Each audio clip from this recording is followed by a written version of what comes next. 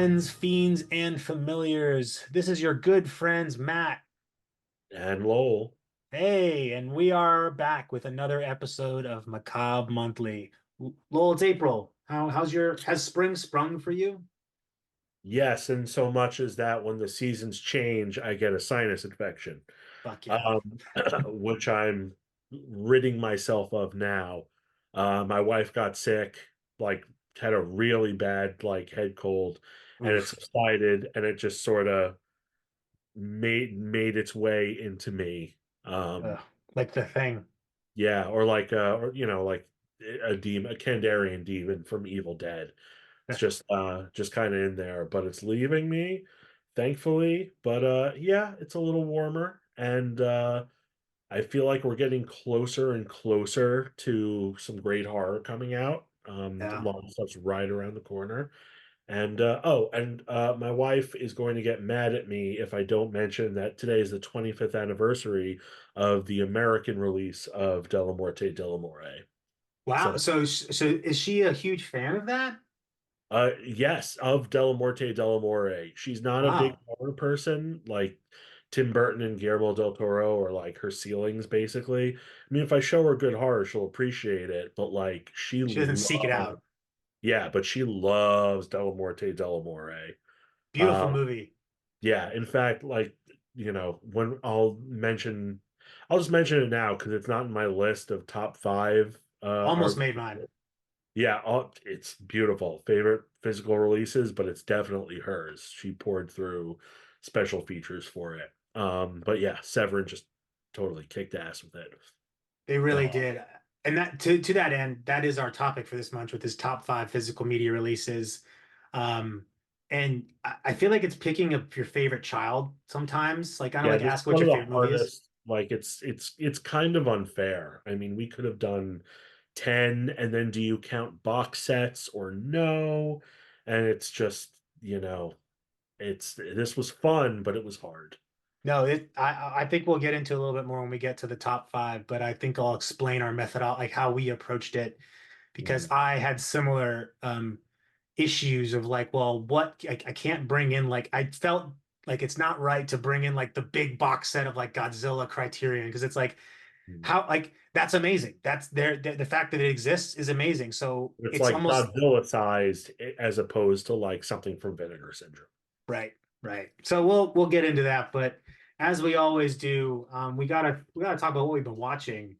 So I know you've seen Abigail, so I'm sure we'll hear about that. But what else have you been up to and what have you been watching? Well, we both saw Late Night with the Devil, as we mentioned on the Simple Cuts Yep. podcast. Check out that Um, episode if you haven't. so Joe Bob showed the Toxic Avenger, which was You great. did. I showed it to my wife, once again, my wife, who is an English teacher, and she's watching it and she can't believe what she's watching, but eventually is like, oh, so it's kind of like Flowers for Algernon, right? Because it's like when he's human, he's just this doofus, but then he's more eloquent when he's the monster, when he transforms, and I'm like, don't put that on Toxic Avenger. I'm sure Lloyd Kaufman would love that, but you can dial the brain cells down just a little I mean, bit. he It's is a Yale grad, so he'll probably get the reference. That's true. If you ever wind up talking to him, feel free to share that. But that's always fun. I feel like I might want to own that. I don't know if I need to own the whole set, but I'd like to own at least the individual film. Um, and what else? And I watched Slay on Tubi. Have you seen it yet? No, but I've actually heard it's one of the better like Tubi originals that's been out. Absolutely. Absolutely. And I mean, also Where the Devil Roams is incredible. It's a Tubi original, but that was bought by Tubi. So I don't know how far that qualifies, I but have the physical release. I just haven't watched it yet. right So on my shelf. Yeah. Have you seen the movie yet or not yet? no, not yet. Oh, you should. It's the I best know. by the Addams Family, I think. But anyway, but yeah, Slade, from Dusk Till Dawn with drag queens and vampires, drag queens versus vampires. And honestly, with a log line like that, it's almost like you'd think it writes itself, but it doesn't. It's good. Like the characters are funny and interesting, and it's like a great romp. I had fun with it. So yeah, definitely. Priscilla meets From Dusk Till Dawn. Yeah, yeah, it was cool. They're not Australian, but like, yeah, and I feel like there should be a horror subgenre. Don't fuck with drag queens, but like not like not like trans stereotypes, like Yeah, I know like gender. trans or the killer, more just like this Yeah, is what more happens like if you mess with drag queens and like drag queen vengeance, drag yeah, queen revenge films. yes, more of that. It was a lot of fun. And of course, I watched The Fog for Fog Day. Still looks great in 4K. But Abigail, man. Oh, and let me rewind. I saw Civil War. Did you see it?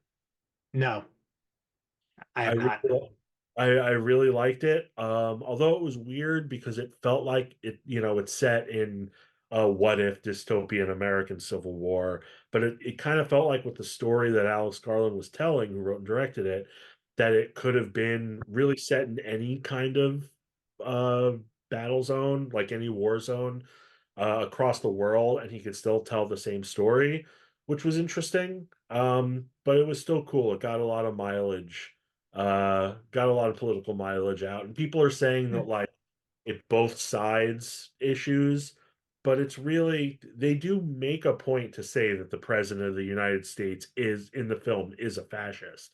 Yeah. So He it's doesn't he like let go of the FBI or something like that? yeah, they mentioned like he's in his third term and he like he executes reporters on the White House lawn. But it's really it's interesting. I'm still kind of thinking about it, but great performances and just some really haunting stuff in it. Mm. Um, It's on my list. I don't know if I'll see it while it's still in theaters, but I do want to check it out. you should see Abigail in theaters. Which I didn't know. I had no idea I was going to like it this much. I knew it would be fun. But the trailers kind of made it seem like, like this year's Megan, where it's like Yeah. it's just going to be a meme machine about a ballerina vampire and a little kid vampire, and isn't that so funny? Um, it is hilarious. It's also like Reservoir Dogs and From Dusk Till Dawn meets like meets a Sam Raimi vampire movie. Like even though it's about a vampire, it's very the action and the horror and the effects are very Evil Dead. It's Radio Silence's version of a Sam Raimi film, which the trailers don't really tell you. Everyone's great. There are some twists that are interesting. It comes full circle in a way that I wasn't expecting, and I don't think anyone watching it was expecting. But just like really, really solid. Definitely one of my favorites of the year so far. I unfortunately heard like a spoiler. I'm not going to say it here, but I'll say like part of it to not give it away that it's basically a remake is like the twist. Like if you've seen vampire movies of the 40s, it's basically a remake of one of those. No, I Um, mean the original title was actually was a would have been a massive spoiler if it came out with that title. But even then, it's not a remake of that movie. okay. It's its own thing, but yeah, through the prism of Radio Silence. And I think I like those new Scream films, but I think this might be their best film so far. You know, I tend to prefer the stuff they do when it's not related to Scream. Like I think it's more entertaining, but I also have to give them their flowers for finding a way to continue the Scream franchise without taking it down the Saw path. So, kudos for that, for keeping it relevant. Well, I've got a few. I watched Baghead.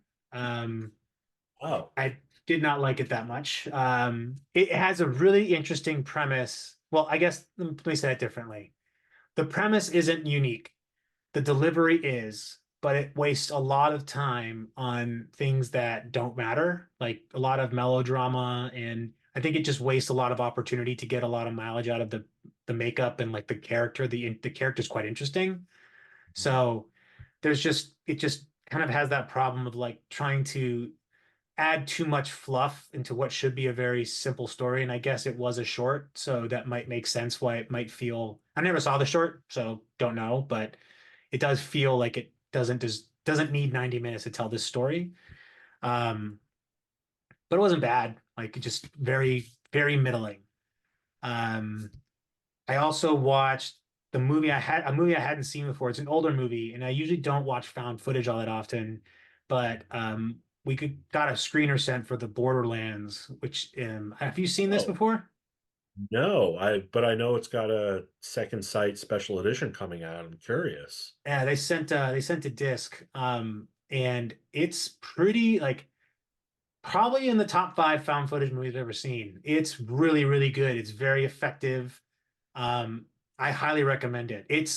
And I don't want to give away too much because it is very much like you know, it's not doing anything new to the found footage formula, but I think the way it tells the story, the pace of it too, it's really, really good. And the second site release is like their releases are they're pieces of art.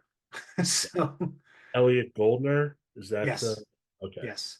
Yes, no, Um, they are. Second Sight is, especially recently, is bringing the heat in a massive, massive way. Like I yeah. may have to finally get that region-free Blu-ray player for some of their stuff. If you don't, it's gonna be your holiday gift, and that's just what's happening. We need to get you region free, Lowell. There's a whole world of movies that deserve your immediate attention, or at least the best possible versions. Because for some reason, and the good thing about the second sight 4Ks is obviously those are region free, but the special features disc are always going to be region locked. So um, Yeah, and they released May and Inside on Second Sight, but not 4K, just Blu-ray and yeah. region. Same with So Frontiers. I think that was a Blu-ray as well. oh, and another thing I forgot, I going back to movies I saw, I watched the 45th anniversary screening of Dawn of the Dead in 4K on Long Island, and they were doing anniversary screenings all across the country, but mine had Galen Ross, who played Franny in the movie, Uh, and Christine Romero, who was George's ex-wife. And they did a Q&A afterwards, and it was rad. I've never seen Dawn of the Dead look better. Like I haven't seen it like a ton of times, but like on the big screen in 4K, holy shit, it looked good. That was another thing where I'm like, I need the region free Blu-ray player. I'm gonna ask for recommendations at some point. Just remember to text me. Oh, But I'll connect you directly to my source. Which is not a cool. secret. It's just 2020 Electronics, I think is their site. But I saw Dawn of the Dead in 3D. I think it was last year. Yeah, people Um, were talking about that. I didn't even know that happened. it was cool. I mean, I think 3D is still very much a gimmick, and I don't think it's a great one. But nonetheless, I think it was a good way to see the movie, and it did look good in 3D, despite that does kind of distort the overall image. But it is great to see in a theater. In fact, I think so. My wife lost a bet, and uh, the what she has to do is that she has to let me program a triple feature of my choosing. So one of my ideas is we're doing it this Saturday, and so I'm thinking of going to take her to see Alien in the theater because I would love to see Alien in the theater. So I think that'll be one of them. But I really like this, I really like that movie theaters are putting out older movies again. And because that's what they used to do before there was home video, right? It's like you get these re-releases years later if you're lucky. Usually it was only big movies. So Yeah. I And try during and see those COVID. movies. Yeah. Well, I mean, if, not to push going to movie theaters during COVID, of course, we want them to survive, but yeah, like they were showing repertory screenings of stuff. And Yep. drive-ins came back because of older films. Yeah. And so I think I hope we get more of that. Because I think it not only speaks, yeah, it's good for fans that are already, fans, but also I think it's a good opportunity for people to get involved, and check it out, if they haven't. Another one I saw was Lisa Frankenstein, Oh, which I was pretty lukewarm on. I can understand why people like it, and I think this is just an example of a movie that is just not for me. yeah. And I think the tone is all over the place, and it's very hard to root for anybody in that movie. They're all very awful people, well, except for except for the stepsister who's like the sweetest person. But you Mhm. know, the whole I think it doesn't. I also find Diablo Cody's dialogue sometimes to be a bit much. I think it's almost like Quentin Tarantino, where it's like, I get it, you have wit. But Mhm. yeah, I just don't think it was for me. I don't think my criticisms actually mean anything more that like it's just, not everything is for everyone. Yeah. And we should normalize people saying it's just not for me. Yeah. I thought it was okay. It was fine. Uh, Solid 3-star movie. Didn't entirely make sense, but didn't have to. But I'm sure there are people out there who see it and go, "Oh my God, that's one of my new favorites." I absolutely can see people doing that, and that Yeah, makes I me. mean, I think a lot of horror fans have like sometimes you see a movie that just speaks to you. You know, Jennifer's Body is a movie. I mean, not to use Diablo Cody again, but I think that's another movie that people are like, "Yep, I love that movie." I think Jennifer's Body is a better movie than Lisa Frankenstein, but everyone has their thing that's like, "This is mine. I don't care if nobody else likes it. It's for me, and that's all that matters." Um, I did watch Arcadian. Oh yeah, I just watched that last night. What'd you think? Um, it was okay. Nothing groundbreaking. Everyone was trying. Like Yeah.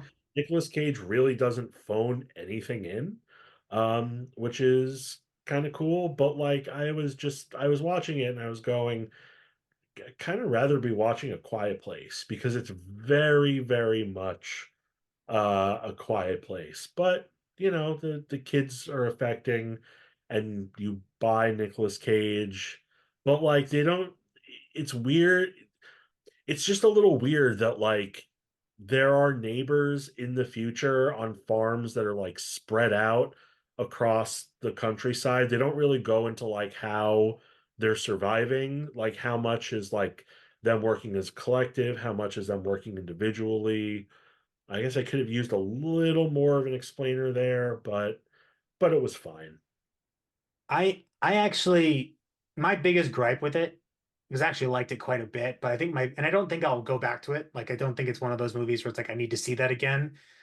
But I do find a lot of what it did more compelling than A Quiet Place. Like the creatures are far better. I still don't know what they really are, but they're more interesting. Yeah, they're And hairy. Like you wouldn't, they're like hairy they're like kind of spider aliens. alligators. They're Yeah. strange. But the weird clicking thing that they do, like there's clearly, I think whoever came There's up with that was, inspiration. yeah, Mhm. like there's definitely like a good idea there. I did like that Nicolas Cage is very much tertiary to like the two leads, which I Mhm. thought was a good choice because they both do a good job of really delivering what I consider pretty compelling and genuine performances, like two young adults. Um, the only gripe I really had was the shaky cam was wildly nauseating. Um, Mhm. like almost too much so. And I've started to notice that a lot more in movies. I'll talk about another one where this happens too. But that shaky cam, like I don't usually get nauseous in movies unless it's the last 20 minutes of climax. But this kind of had to be like, ugh, I like look at something else for a little bit because it's the too much shakiness um, makes for bad viewing for me. Uh, the next one is one I do not recommend anybody sees, unfortunately. It's called Cinderella's Revenge. And I really wanted to like this. And it's unfortunate because there are really good performances in here that are totally obfuscated by some of the worst script and jokes I've ever seen in a movie.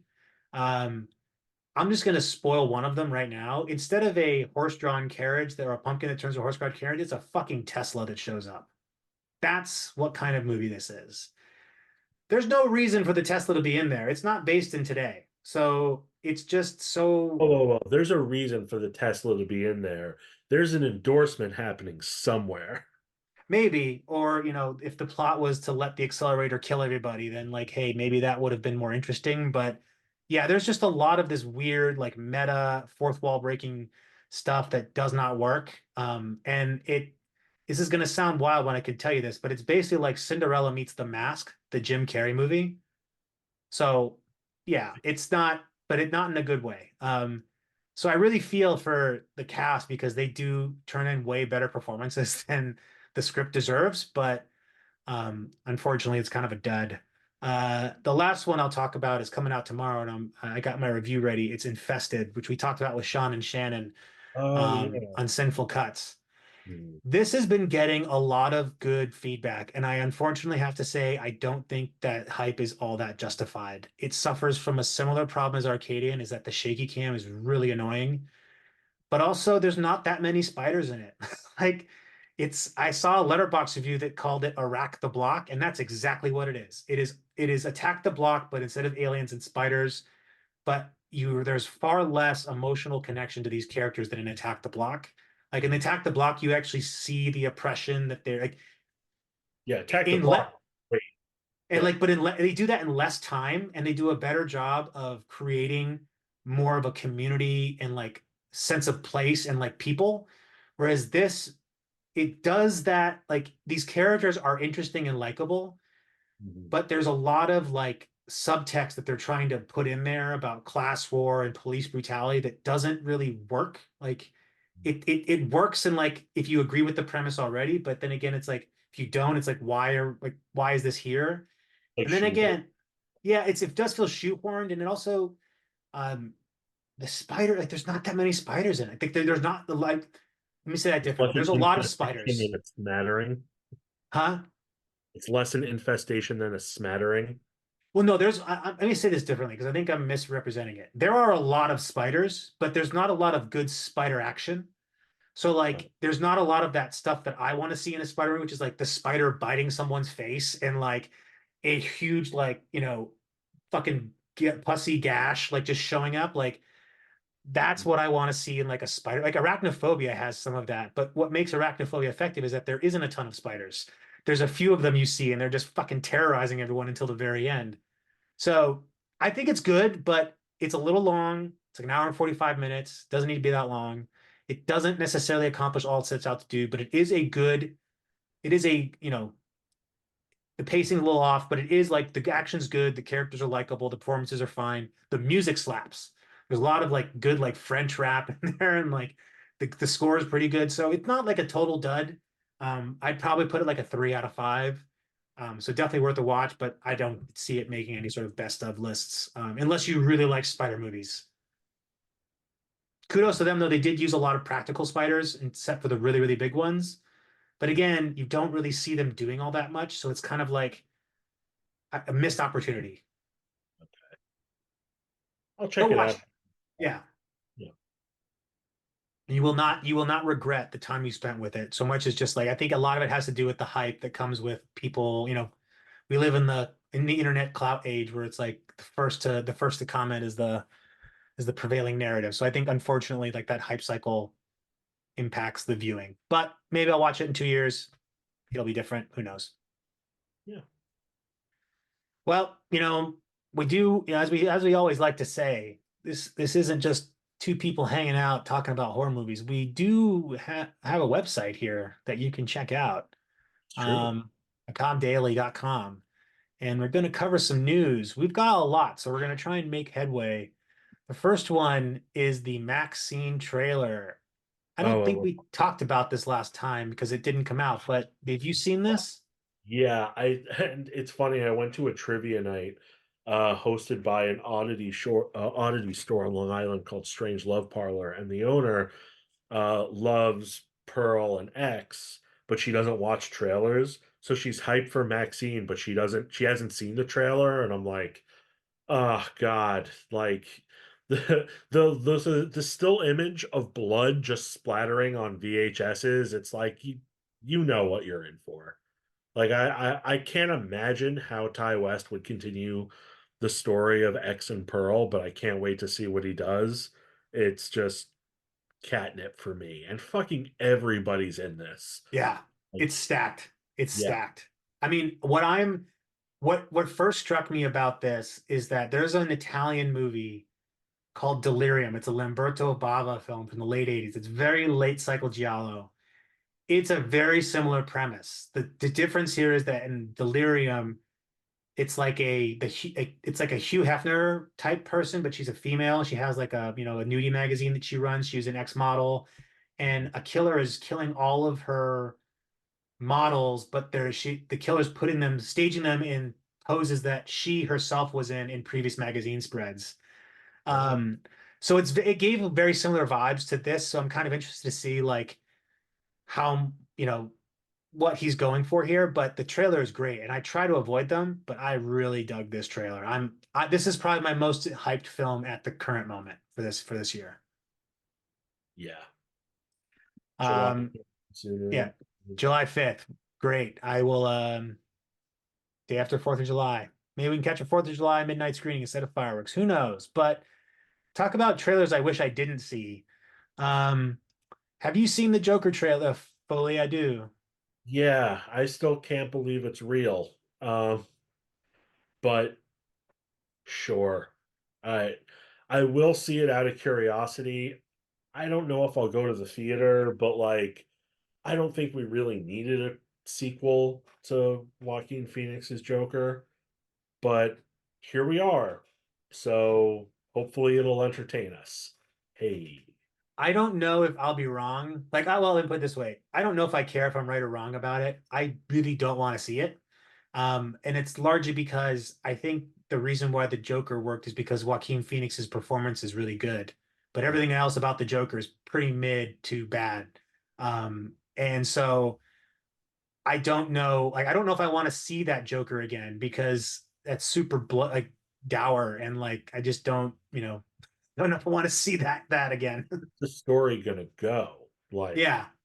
where do you go from where the first film ended? It's not like he's gonna fight Batman or anything. Like, Yeah, I don't know. I don't know who this is for.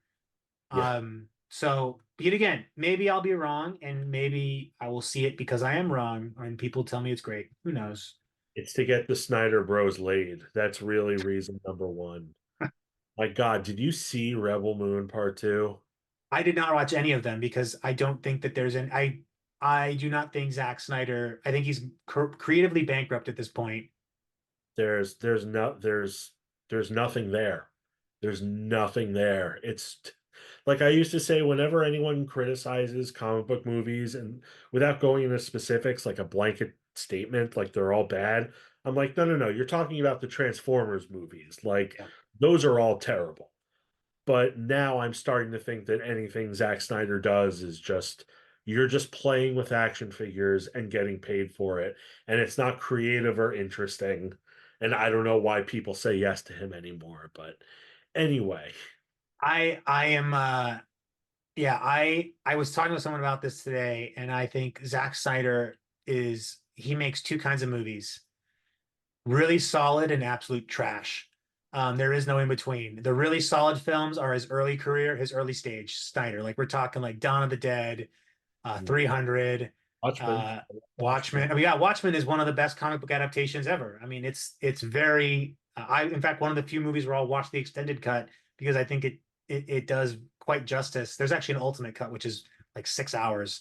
It includes all the animated snippets that they released as separates, which is kind of cool because that's how the book. I don't know if you read have you read the graphic novel? Oh yeah, of course. Yeah. So it has those cool little. I think that's cool, but yeah, I don't really know. Good for them for making this, but whoever this is for, I hope you enjoy it. Um, we just talked about this, but Alien Day re-release 45th anniversary. I'm hoping we're also going to get a trailer for well, a more extended Romulus trailer because that's one where I don't really care about spoiling it. I'll be quite honest. I think there's nothing that they're going to show me in an Alien movie that I haven't seen yet. Yeah. I I will. I could be wrong. I don't know. I'm weird about Alien. I don't have it's never really been one of mine. I mean, I can recognize that Alien and Aliens are absolute masterpieces. Alien is weird for me because I don't know. Like when it comes to that flavor of horror films that are usually not for me, which is like, well, first I consider it like a sci-fi movie first and foremost, but like people who are only known by their last names walking around dark areas that are picked off by an alien like one by one. It's like the only films that really do it for me like that are like Alien, The Thing, and Event Horizon. About Predator. You know? I don't consider Aliens to be like that because it's very different than the original, but I don't know, like I watch it and I know it's great, but it doesn't really resonate with me, and I don't know why this is silly to say, but I don't know why it's lumped into so many horror films. Like I don't know why Fright Rags sells shirts of it because it's not. I don't know. I guess it is a slasher in space It technically, it but it's hard is. for me to reconcile, and that's my problem. I think, I mean, my personal relationship to Alien is that I used to think Aliens was a better movie, but as I got older, I realized that one, you really can't compare them, but Yeah, also, that's it for me. You cannot compare them, but you're but going. also Alien is far more like it's far more rewatchable because like I feel like I've watched you can watch Aliens in the background. Mhm. And you'll still like, you peek over for the fun stuff, like the initial scene where they walk into the hive and yada yada. But Alien's a movie that demands your attention because it doesn't give you anything right up front. Like it doesn't James Cameron you in the first 20 minutes. So I really like the slow approach that this has. There also has just the design work by H.R. Giger to me is legendary. I think his work is I'm if I had the money, I would own art of his. And furniture that he's made, but I don't, I will never have that much money. But yeah, I'm excited to see this in the theaters just to see if it still carries the same gravitas that it does kind of at home. But I also appreciate that it's not for everyone and it, you know, I'm not saying it's bad. It's a great movie, but like I it's like my brain recognizes it, but my heart doesn't, if that yeah, sense. It's not one that I go back to. Like I go back to Aliens more, but yeah, you can't really compare them. no. And I do think that this set a lot of precedents as far as like what you can do with good production design and, really, really good solid filmmaking without having to show everything. Yeah. And of course, the infamous chest busting scene, like that's just Mhm. Um, when you've made it into a Mel Brooks movie as a spoof, you have made it. So, True. With John Hurt. um, so have you read into this? The Blair Witch debacle, we'll call it.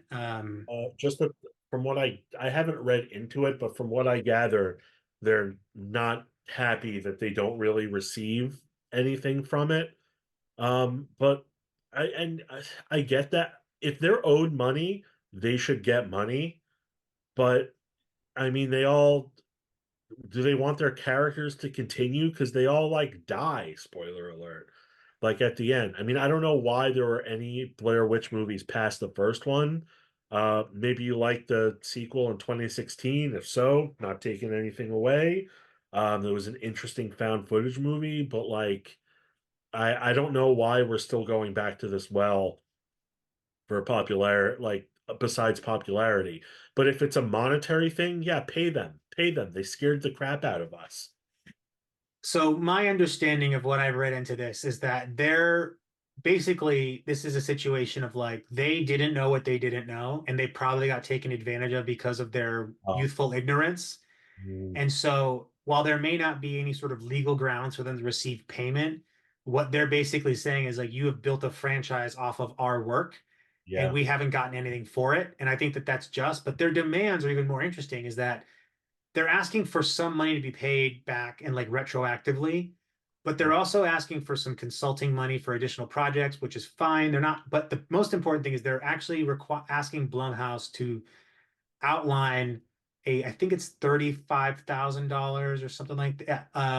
No, no, I forget the number, but they want to create basically a grant that can be given to independent filmmakers to make, and it's every year. wow. So part of their demands is like, oh, and it's also to help get health insurance. Like one other issue is like they didn't get any SAG-AFTRA benefits because they weren't SAG-AFTRA when this was made. Uh-huh. So a lot of their grievances are like, we didn't get health insurance. Like there's a lot of people in the industry who don't get health insurance making independent film. So I think they have a bit more of a righteous position than simply just wanting money, but there certainly is a financial, like self-serving financial component, but not in a Interesting. nefarious way. It's interesting to read into his I forget is it the person who's spearheading this is uh Uh, goodness. Mike, uh, because it's the cast members, Joshua right? Leonard. Joshua Leonard is the one who's pretty much doing the spearheading here, and he outlines very clear like what they're looking for, and I think he does a good job explaining it. I Uh, think the issue is I don't think they're owed anything like kind of from a legal. I think they're more playing the yeah, what's right is right. I'm sure they have lawyers looking at, like, from a legal standpoint, they're not owed anything, but like, come on, Do the right thing kind of thing. yeah, exactly. Like the contracts at the time, I'm sure, were like on napkins or whatever. They were just happy to make a movie. And it's interesting because I think Joshua Leonard is he's had the most mainstream success as an actor since then. He's certainly acted the most since then. So maybe, and he's married to Alison Pill, who's a great actress. So maybe as he's sort of spread his wings and joined the union, he realized the full extent of how they were screwed, and he's trying to make up for it, which is kind of cool. Yeah, yeah. I think there's goodwill in here, and I hope that Blumhouse and Lionsgate work with them to figure out a way forward that makes everyone happy. Because I think Blumhouse has the money, like, and so um, I don't know if what they're asking for is unreasonable or not. So it's hard for me to say. Right. I am so fucking excited about this movie. I feel like I know the ending already though, which is unfortunate, but I still want to see it. The new M. Night Shyamalan Trap. We get our boy Josh Hartnett back in the saddle of horror. Yeah. The trailer kind of spoils a little bit, but at the same time, I think you kind of have to reveal what's revealed, but I'm really curious. I don't Um, think that that reveal is the actual twist. Like oh I no, no, think no. There's got to be more, but I it's am super curious. it's an interesting concept. I think I think what M. Night Shyamalan doesn't get enough credit for is he's so good at the concept at the conceptual level with these like premises and these ideas. Like Devil is a far better movie than it gets credit for. Mm. And it shouldn't work because of the premise itself, but it does. He didn't even direct that one. That was the Dowdle brothers, but that was Was it his first like production? Was it the yeah, first one like he produced or okay? Well, but he gets yeah, some of the credit. yeah. I've always said with Shyamalan, like, first of all, those first three movies, I don't know anyone who's had a run quite like that, at least in the Maybe same Jordan time. Peele. Maybe Jordan Peele. Well, maybe, yes, but before then, but just Sixth Sense, Unbreakable, and Signs, yes, Signs, bam, bam, bam, just like incredible. I can look past the Mel Gibson of it all because Signs is so good. That's not Um, the most flaring offense in Signs. It's the really, really bad ending that doesn't make any sense in the context of like I mean, we're spoiling it here because it's been out forever if you haven't seen Signs, but like why would an well, alien species that is allergic to water land on a planet that is mostly water? Doesn't make I any always sense. said they did like they couldn't have known. That's how I sort of introduced like that's why they're in like landlocked cities. I don't think you see the ships over water, but that's me explaining it Yeah. away, like the rest of it. But the thing about Shyamalan is he's always giving 110%. And if like he's never phoning it in. So if you don't like if he makes a movie that's not good, it's really not good. But if he makes a movie that is good, it's great. Like sort of like you were saying about Zack Snyder, but like Yeah. not, like There's more gray with Shyamalan.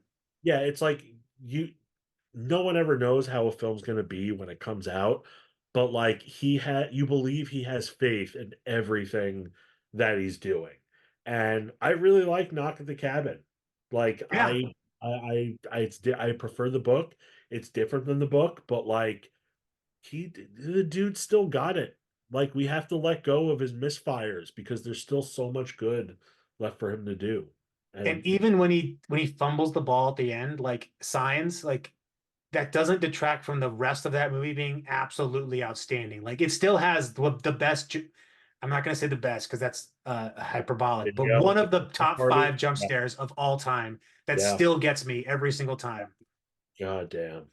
Ugh. So, you know, he had and in the Sixth Sense, there's that scene with the boy, you know, under the blanket thing. Like he's very good at those moments. And so if nothing else, I feel like when I watch a Shyamalan movie, I know that if even if I don't like all of it, there's enough redeemable qualities in it for me to get something good out of it and be entertained. And isn't that the point of all of these movies anyway? Just to entertain us. So You want to talk pure cinema? Shyamalan is pure cinema. it's true, true. And he will get history will look fondly upon his work, not so much the way they do now, but in the future.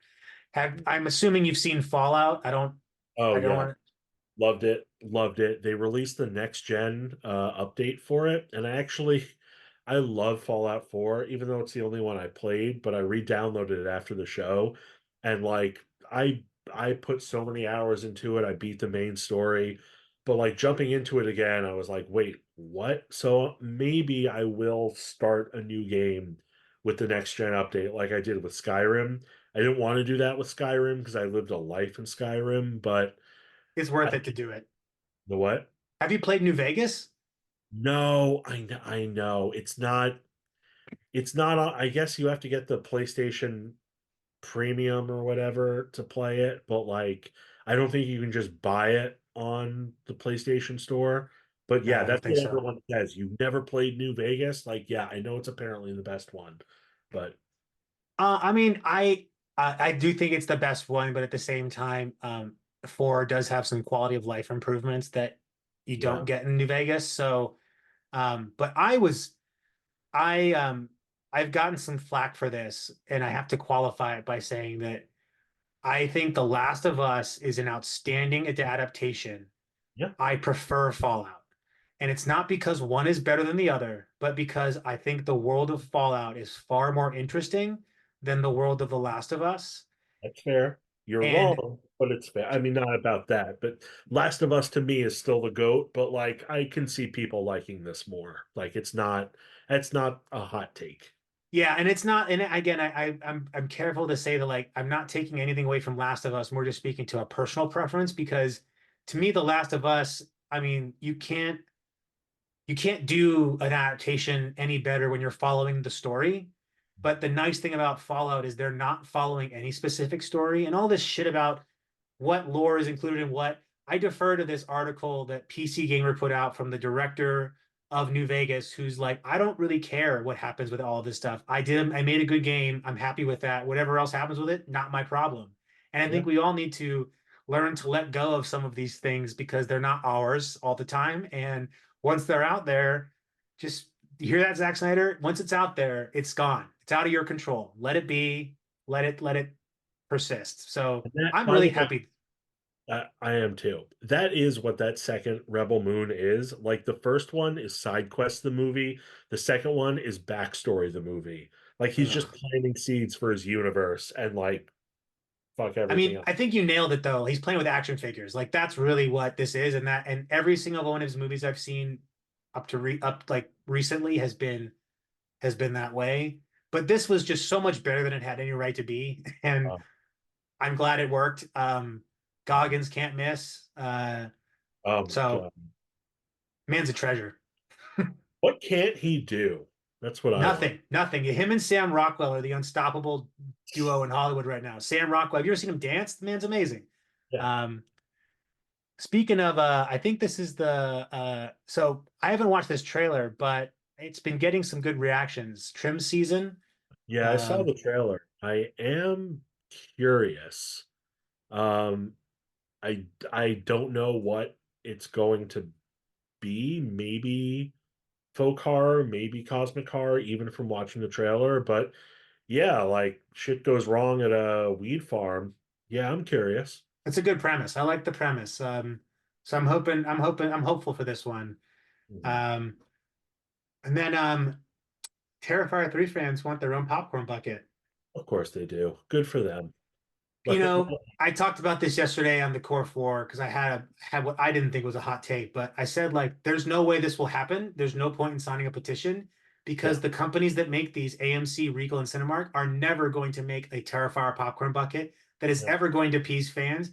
And second to that, Terrifier wasn't even supposed to play in the theaters in the first place. So you can't create a popcorn bucket for a movie that's not officially in a theater. Mhm. I don't think that this is going to get major distribution the same way that other movies do because they're probably going to not want to go through the MPAA. So yeah, Yeah. That's it. They should make their own popcorn bucket, though. That would be a great idea because the theaters haven't trademarked a popcorn bucket. Um, but yeah, this is silly. Please stop putting out petitions for things that don't matter. Just this is capitalism. Just they'll make it eventually. Make Um, it. Speaking of Shyamalan's again, the Watchers trailer. I did not watch this again. Not for no other reason except by just trying to avoid them. But I didn't even know this was coming. Did you check this one out? Yeah, I think they released two trailers. I saw the first one. It's based on a book that I heard got good reviews. And I mean, I'm curious. I don't know if I'll race out to it unless I hear that it's incredible. But yeah, it's his daughter, Shauna Shyamalan. The trailer looks appropriately creepy. Um, Good to see Dakota Fanning back. And yeah, it's one of those things where I'm like, I'm waiting for a big Twilight Zone twist at the end. Mm, I maybe it won't be. I don't know. It looks well made. The music's creepy, and we'll see. yeah. I Yeah, do. I will say that I am probably more excited for some of the horror movies coming out this year yeah. that didn't think it was going to be like Long Legs. Looks quite interesting, and Cuckoo seems to be a little weird, and Dan Stevens is in it. So I mean, the man's probably the hardest working man in horror right now. So There was another long legs. There were two back-to-back long legs teasers in front of Abigail. And like, if it wasn't for the little synopsis that barely tells you anything, I wouldn't know what it's about because it looks like another Liminal Spaces horror movie. Because I don't know what the hell is happening, but I'm really curious. yeah, So I'm definitely excited. Well, that's the news that's fit to print or fit to bleed about, whatever's more scary sounding. Um, so as we talked about in the beginning, our theme this month is for top five physical media releases, and as you can tell by both of our backgrounds, we are clearly collectors. So, Lowell, what was your thought process when you were picking these out? Like, what were your qualifiers, things you were avoiding? How did you make your decisions? this was well, it was tough, but to give myself some sanity, I decided I wouldn't have more than one from each given physical media company that we love. Like I Yep. got one Second Sight, one Screen Factory. Uh, you know, you got to consider like Arrow, Severin, all of that, because they are doing the Lord's work, or the Dark Lord's work. Um, and it was tough because some of these I haven't seen every single feature for, but like, certain things kind of factors I would say would be like, how the film looks, does it have the previous special features? Is it a one-stop shop? Is it the last copy of a movie that I'll ever need to own again? Stuff like that. And I believe I just have one box set in the whole thing, which was another thing. I mean, top five box sets could have also been its own thing, but Yeah. yeah, that's kind of those are the herky jerky rules I made for myself. What about you? I think I followed a similar thought process in that I tried to not pick more than one from each label. And that made it hard because I actually wanted to pick a second sight film, but I picked films that my thought process, kind of building on yours, was I look at the transfer quality, is it definitive? Does it have everything? God, these stupid emojis. I need to turn them the fuck off. Is that the Um, AI companion thing? Because I see something at the bottom that says AI companion, and I'm like, no fucking thank you. no, that's a Zoom thing. Well, the AI companion's a Zoom thing. The thumbs up thing is an Apple thing, a gesture thing. Just need to turn it off. It's fucking stupid. Um, For me. yeah, if they do like a yeah, there we go. Fucking stupid. Our world is we are becoming more like the people in Wall-E than ever, just getting suffice with our lovely headsets. But anyway, I'm getting off the track. I also looked at like is special features, but also I looked at like movies that matter to me. Like I example, like I really wanted to put the Texas Chainsaw Massacre Second Sight on here because it's beautiful. It's an amazing set. It's the only Texas Chainsaw Massacre movie, the only version of that movie you will ever need to own forever for the rest of time. You have the dark sky version of that, which I think is pretty much the same, except it doesn't have, it's missing one fan commentary and the booklet of essays. And I'm always kind of like, I don't know, Second Sight. Maybe I should have gone with you. But the Dark Sky one is pretty cool. But yeah, in terms of special features and transfers, yeah, that's the buck stops there. Yeah, but it's also like to me, like Texas Chainsaw Massacre, I love the movie, but it's not something that like I don't know how to say this, except I just if I had more spots on my list, it would be on here. It just doesn't. So I really pick movies that to me are like, I'm glad this has a release. I can't believe this has a release. Some of these have a little story with them. And one of them is an old DVD set that I think to this day is still one of the coolest designs that's ever been out there. So, I know what it is, and I almost put it on my list, but we'll see. Yeah. well, what's the first one on your list then? Okay, so I took these off most of these off my shelf. Same. It is Arrow's Donnie Darko. Beautiful. It is beautiful. It because they released it on DVD, then the director's cut, then the director's cut on Blu-ray and regular. And this is one of those movies I enjoy the director's cut and the regular cut, and they're both here, and they're both great, and it looks great. The art's fantastic. It's got all the special features and commentaries and all that. It's the last version of it I'll ever have to buy, and it's just all there. And And you can suck a fuck on it. yeah, how does one suck a fuck? That's a great release. I still haven't upgraded to the 4K. I still have the old Blu-ray set, but if I ever catch it on sale, I'll bump it up to 4K. Yeah, and that's my Arrow entry. Of all the Arrow, I mean, I know it's I'll stick with you on the Arrow front. Like I've like, and this is a newer one, but this is just it speaks to my heart. The Hellraiser Quartet of oh yeah, Torment. that was another one where I was because I haven't gone through all the features on that, but just in case, in terms of how it looks and how the films look, and that I'm glad it exists. Yes, that is the last Hellraiser box set I will ever get. But go on. And it appreciates the fact that the first four movies are really the only four that you need. Yeah, I they're the think only that four the legit ones besides the David Bruckner one. Yeah. because the I still have the Scarlet Trilogy box set that they put out before, but that's because there are special like there's the Hellraiser 3 unrated cut is not on here. Oh, Um I think there's like it's only on that one. There's some other special features that aren't on it. It's also a beautiful set. So because in fact I'm making a Hellraiser corner right now. I'm excited I'm finishing it this weekend. But this has everything I'd ever like we talked about this last year. I think when we did our physical media episode, this was like my number one wanted thing. And then it got announced like a month later, maybe later. I don't know. Time is a flat circle, but it's endlessly rewatchable. The transfers are great, the features are great.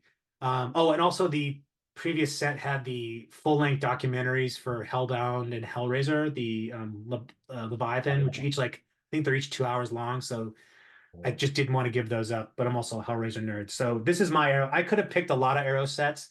This one just happens to be the one that speaks to my own like tastes of like preference of like series or genre. But I mean, I'm just looking at my shelf now. The Psycho box set they put out, the Ringu box set. I The mean, Warriors box set that like just came out, oh, like I bought the imprint. imprint one. I shouldn't have bought it. I should have waited, but I know I said the same thing, but I'm like, well, it's on Blu-ray, and they have the regular cut, not just the director's cut, and fan commentaries. Like, this is it, this is the one, and it wasn't. But that's okay. People can yeah. still enjoy that set and buy it used. Yeah, And it's true. So I mean, Arrow does great work, and I actually like that Arrow's moving more into the Criterion realm now of like trying to release a broader set of films. They're not all going to be for me, but the packaging and the delivery is always. Oh, and the Conan one they just put out, the Conan set looks amazing and it sounds amazing. It's got an Atmos track. I'm not deviating from the point, but watch that fucking movie in 4K. You won't be disappointed. I really should get the True Romance from Arrow because I have it in the Tarantino Blu-ray box set, and I'm like, I don't think I need to own it again after that, but maybe I do. Um, It's a beautiful release that one. I mean, True Romance is my favorite movie, so that's Mhm. part and parcel with. I mean, I'll buy that. I bought that on 4 different mediums now. Nice. My next one is a bit out of left field, but it's something that I love for that it's in physical form for a different reason, and that's because it's one of my favorite streaming shows that no one would have thought to put on physical. But I'm glad it's here, and we need more of that. And that is The Haunting of Hill House on Nice. Blu-ray. That is signed by Annabeth Gish, Mike Flanagan, and Kate Siegel. I Where met did you them get those signed? at CT Horror Fest, like 2 years ago, I want to say, and it was like they were gonna. I was gonna go anyway, but they were gonna be there, and I was like, "Holy crap!" And there weren't long lines for them, at least at first. And Hmm. I got to chat with Mike Flanagan for a little bit. I was like, and this was like just before the Midnight Club came out. So I got to tell him, like, I think Midnight Mass is like a perfect season of television. It has a perfect ending. You land the plane so hard. He's like, "Oh, thanks." He's like, "I'm hoping to get a physical release of that too." And I mean, I think Hill House got a physical release just because of him, because he wouldn't stop dogging Netflix, and thank God. And it's not just having something take up shelf space. There are commentaries on it, especially for the episode that seems like it's all one take, but it's not. It's a textbook example of why some shows need to be, part of your library and not just on streaming and not just because they can go away like that. Well, I was talking about this last night, and I think Flanagan is also planning to release Hush on in physical media because it's you I can't get it know anywhere. he wants to. I know he wants to put out all his stuff on physical media. But yeah, I mean, I have Dr. Sleep. It doesn't have commentary, but he did one for a podcast, which is great. But yeah, I know he'll want to do all of his stuff in physical media. I'm dying for a Midnight Mask. Yes, that's Midnight my Mask. favorite Flanagan joint. Yeah, Like, and it's you're his right about best. the ending. The ending is beautifully depressing. Yeah, Like the ending of Pan's Labyrinth, it's like, holy shit, what a gut punch. yeah. And I Um, just watched it again with my wife, and it's still that whole last episode. I'm holding my breath, and it's oh God, it's just incredible. I need to rewatch. That's gonna go. I'm gonna start moving then because I feel like I binged the fuck out of that when it came out because it was that good. But I feel like I want to take my time with it, and it's just I think that movie, I think that show is beautiful. I think every performance is rock solid. I think it does something wildly unique, but at the same time, clearly is wearing its influences on its sleeve, but in the best possible way. So yeah, I if there's a Midnight Mass physical release at some point, you'd be damn sure I'm buying it. Oh yeah. Um, right. Well, my next one is it's my Scream Factory one, and I have a bit of a history with this one, the Nightbreed box set. Oh yeah. I have been a Nightbreed fan for as long as I can remember, and I remember in the early days of the internet there was all these rumblings of, where's the Cabal cut or where's the director's cut?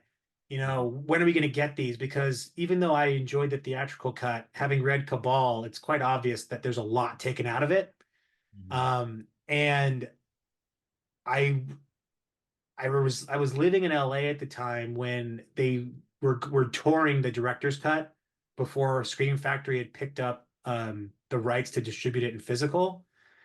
And unfortunately, I didn't know I have so I've now been diagnosed with generalized anxiety disorder, but I didn't know I had it for the longest time. So when I got there by myself, I was like really anxious and I had to leave, so I didn't even watch it. But I got to check out all this Clive Barker art because he had all of his original stuff around, and it was really cool. It was really shitty that I had to leave, like just fucking anxiety. But then this came out like 2 years later, and I couldn't have been more happy. Like I think I probably squealed just when I saw the news because it not only includes the theatrical, but it's got the director's cut. It's got all the special feature you could possibly want. It's a beautiful hard case set.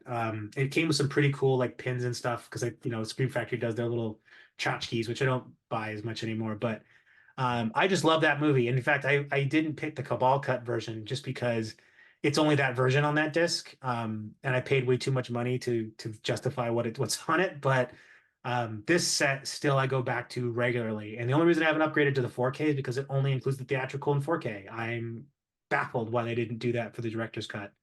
Um, Interesting. Something about Lost in a Fire, maybe, but I don't know if that's true or not. Who knows? Could say that about anything. Yeah. I still need to buy Lord of Illusions. I don't know why. Oh, I would wait. I think it's going to get a. I think Scream Factory is going to put out in 4K again, Okay. Then and I it's would wait for that because that movie is so good. there's a I when I did I interviewed Jason Jenkins who wrote Phantom Limbs, and he was talking about I don't know if you read that, but he was trying to get like there was a sequel to Lord of Illusions that they were going to make straight to video, and like they wrote a script for it, and he was going to publish it on Bloody Disgusting, but they decided not to at the last minute. Not because of Clive Barker, he probably totally would have, but yeah, that would have been interesting to see. But anyway, moving along, riding on your Scream Factory coattails, I'm gonna bring up the Friday the 13th box set, which is, man, I don't need these movies in 4K. They look fine. I don't know what 4K is really gonna add to them, honestly. Like, and to have them all in the set that they have with reversible art, with Devin Whitehead's awesome box art behind Yeah, it, and just that you have everything like through the remake. Like, I don't know. If there is a better set that can come out when the next film in the series comes out, whenever that is, I don't know. I can't imagine how it can be topped. And it imports all the special features from the Crystal Lake to Manhattan, yep. from the Crystal Lake to Manhattan box set that had all these great commentaries, plus more commentaries. It's got everything. It's the entire series in a box, and it looks great. And part three comes in 3D. It's awesome. It's That's the modify. one thing I'm remiss about though, about the older box set, the tin that had, because the tin had some pretty cool like packaging design on the inside. It had like the camp counselor Yeah, kit, but but they also like had the 3D glasses on part three. So like you didn't because the ones I think the Scream Factory one you have to have a 3D TV in order for that to work.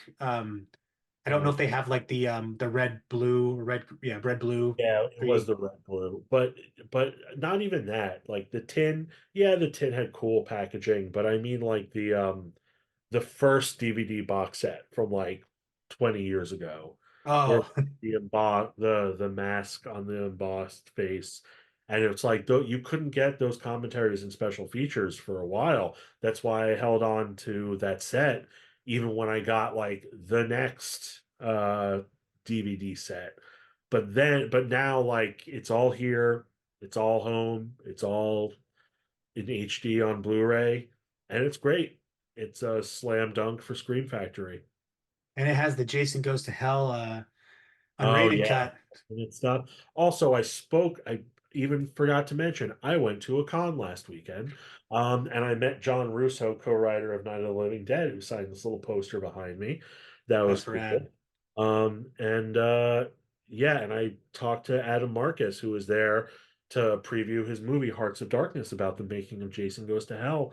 And I just sat with him and talked to him for half an hour, and it was rad because I loved hearing him talk on podcasts about Jason Goes to Hell, but also about the shitstorm that became Texas Chainsaw 3D and how he got royally screwed. Him and his wife, Oh. who like co-wrote it, and like they rewrote it, and Do Your Thing Cuz was not him, but I think you kind of know that because the guy who wrote Jason Goes to Hell is, you can tell, would not have been responsible for the most egregious things about Texas Chainsaw.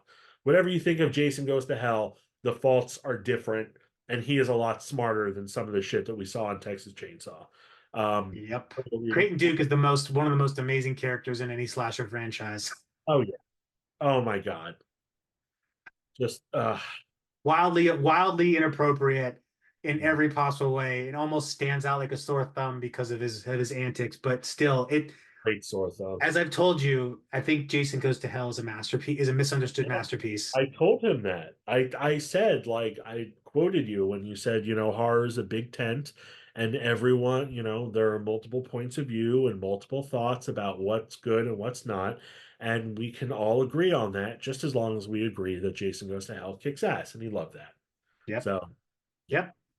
Facts, facts, facts, facts. Well, my next one is a single release. And it's a movie I own two copies of now, this being one of them. The other one I don't want to get rid of because I like the look of it, but it has the exact same special features just in Blu-ray. But it's the Suspiria 4K that Synapse put out. And the reason why this is here is because this is the benchmark for any audio video setup in your home. If you saw the touring 4K of Suspiria in the theater, unless you saw that in like a Dolby Atmos theater, I would implore you, because I didn't. I saw it in like a grungy, like made up movie theater because that was just where it was being shown at Phoenix. But because this has an Atmos track, the sound is so encompassing and immersive that it swallows you up as soon as like the chimes and everything, you hear them in different parts of the room. The look of this movie, this looks brand new. Like you could not tell this is made in the 70s based on the restoration they did on this. It's got all the special features you might ever want from Suspiria. Um, so I tell everyone that like if you're looking to test out your new TV and your sound system, you can put in like a Transformers movie and that'll give you a really good boom, blast. You'll get a good sense of the robustness of action. But if you want to hear how Atmos can place sounds to make them seem at different distances, despite them not only coming from a single speakers, this is your get right here. Still, you can still get this one too. I don't think this is out of print or anything, but this is That's a beautiful movie. Cannot look better than this. Just the facts.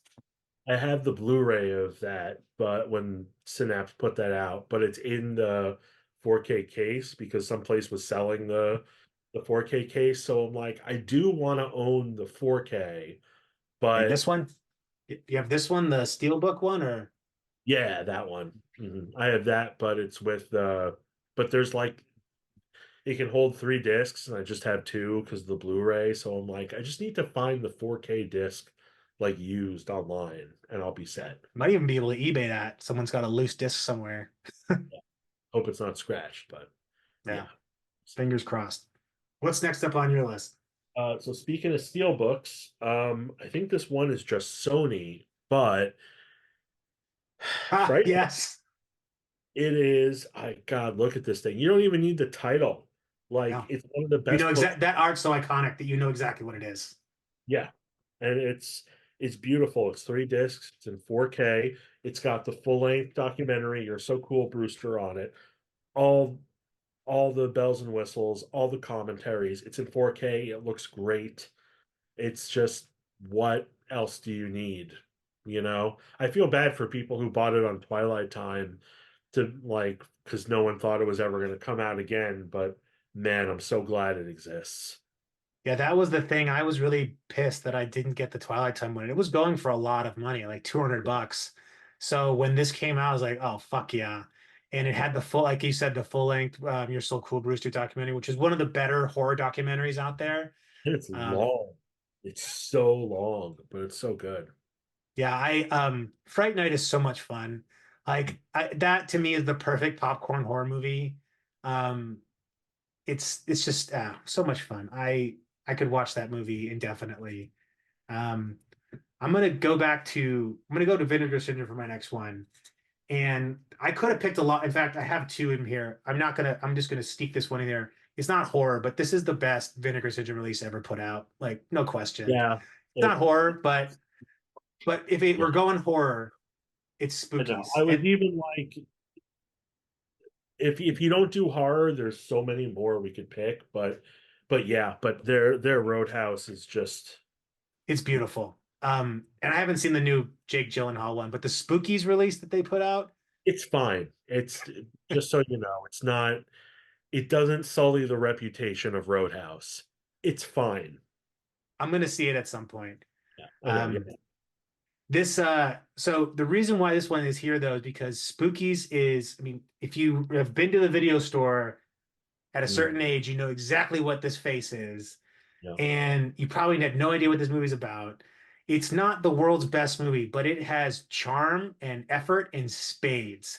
And what it also includes that I think Vinegar Syndrome does an excellent job of is they put in a self-produced documentary on the making and the history of this film, which is more interesting than the movie itself. Mhm. Like the hands that this thing switched through, the reason we have those farts in the mud monster scene is because of some stupid fucking porn producer. Like there's just so many weird stories about this movie, but there was so much heart put into making this.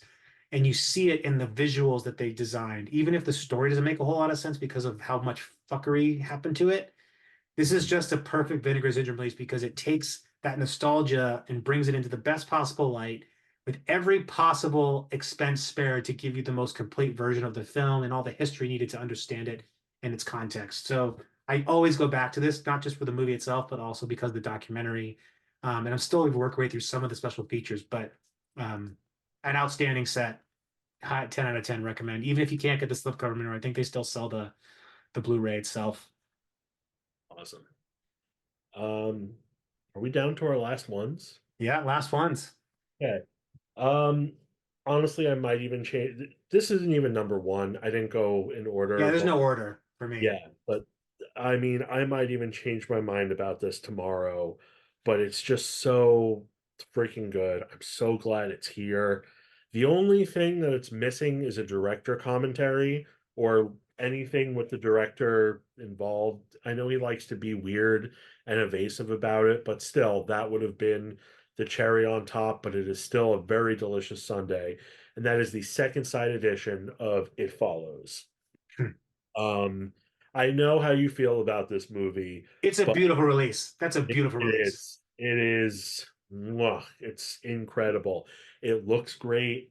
It's got a book of essays that are fascinating, and it's just, I was waiting for a good, even like a halfway decent, if not a 4K, then like a Blu-ray of it. And since it came out like 9 years ago now, and it's here and it's glorious.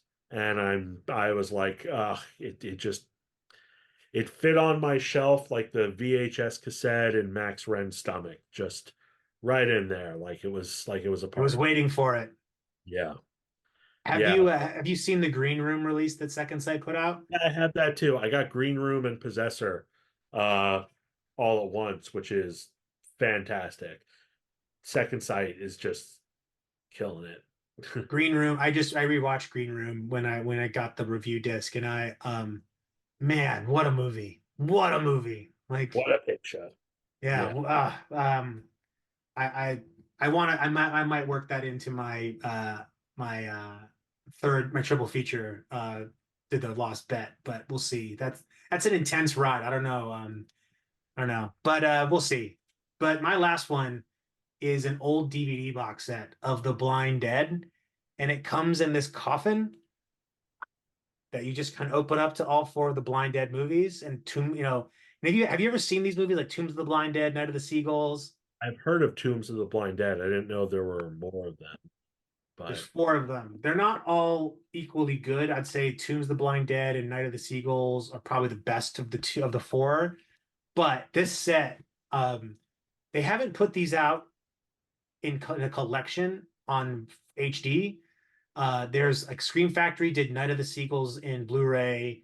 I think Synapse or Blue eagles Underground did one like of them. birds, like Yeah, but it's not about birds. They're all about zombie Templar Knights. That's all they're all about the same thing. But cool. there's so much mood and spades, and I haven't gotten rid of this set one because the transfers still look quite good. Like I know they would look better if they got a Blu-ray HD, but at the same time, like this box just feels so nice. It's such a good, cool presentation. And I think one of the things we sometimes lose when we have these new mediums is like the effort that goes into making them really outstanding. So again, if it wasn't for companies like Second Sight, Vinegar Syndrome, Scream Factory, even Severin now are doing a lot more really cool boxes, like the Kathy's Curse when they put out with the glowing eyes. I mean, it's gimmicky as shit, but I mean, then again, I'm talking to somebody or I'm this person who bought those foam Evil Dead Book of the Dead, Evil Dead 1 and 2 Book of the Dead things that like decayed as soon as you open them up. I had the one for Evil Dead 2, and it lasted a long time. But then I got the oh, that's another one I could have Yeah, eaten. the big old bot. I have that one over there as Yeah, well. the long box set. Yeah, yeah, and then I didn't need it anymore. But yeah, it degraded, but it was a great prop. Yeah, and I think that one of the thing, we see a lot of pushback, or not really say pushback, but rather there's a lot of talk about physical media and why is it necessary, or is there like streaming now? Is it better to have it digital? And I don't know, I'm just so happy that we live in a time where you can enjoy these movies in the best possible way. And they're probably getting the white glove treatment that they don't, some of these movies don't really deserve, but damn it if they're not getting. I mean, half the things that Vinegar Syndrome puts out are because they're contractually obligated to put them out to get other better titles. So still, they're giving that all that love. Yeah, what a Well, time. it really is. What a time to, need more money to spend on these things. But Oh, speaking of which, thanks for pointing out the Kino sale. I don't know if it's still going on, but I got some good stuff for like less than $90, which was nice. yeah, there was a really good I think it's ended now, but the Kino, whenever Kino Lorber has a sale, you can be damn sure you can pick up some good stuff there. And they tend to release, like they tend to do what Severin does and like Vinegar Syndrome, where you won't get a deal on like their most recent releases, but if you wait till the next sale, they'll usually show up there. So I know that there's like the Man with No Name 4Ks that are coming out, Good, Bad, and the Ugly, Fistful of Dollars, and for a few dollars more. So unfortunately, I already ordered those because I have no self-control. But yeah, if you can get sales, do it. There's a Troma sale right now for anyone who should think until the end of April. MVD's doing 50% off Troma films. You can actually get the Toxic Avenger box set in 4K for $70, which is it's not a bad deal for all four movies. Have you seen the fourth Toxic Avenger movie? Only seen the first, Okay. the cartoon. I would not show the fourth to anybody. Uh, it's not a bad movie. It's actually quite good in some ways, but it's the beginning of the edgelord trauma, like where they just try really hard to make things offensive. So that can be a little grating, but you know, it is what it I'll is. check out the sequels. Yeah. Three is the worst. Two is actually quite fun. It's in Japan. They actually go to Japan and film it. It Two is the most funny of them all. Three is the worst outright, and four is um four is something. Four is something. It tries to offend so much. And it kind of succeeds. So, but anyway, that's our physical media top five. I'm not sure we're gonna do it next month. We'll figure it out, but we're hoping to bring on some guests and start to introduce, a third to this, make it a thruple podcast. But yeah, well, we'll see how that all goes. Well, Lola, you got anything coming up you're looking forward to, or will be any cons or Uh, anything? I don't know, just more physical media. Got interviews coming up with Robert Piatone, Clay McLeod Chapman, Adam Marcus, director of Jason Goes to Hell, and just more stuff coming down the pipeline. As always, I'm so tired, but it's so worth it. Amen to that. Well, for all those watching, we appreciate your eyes and your attention.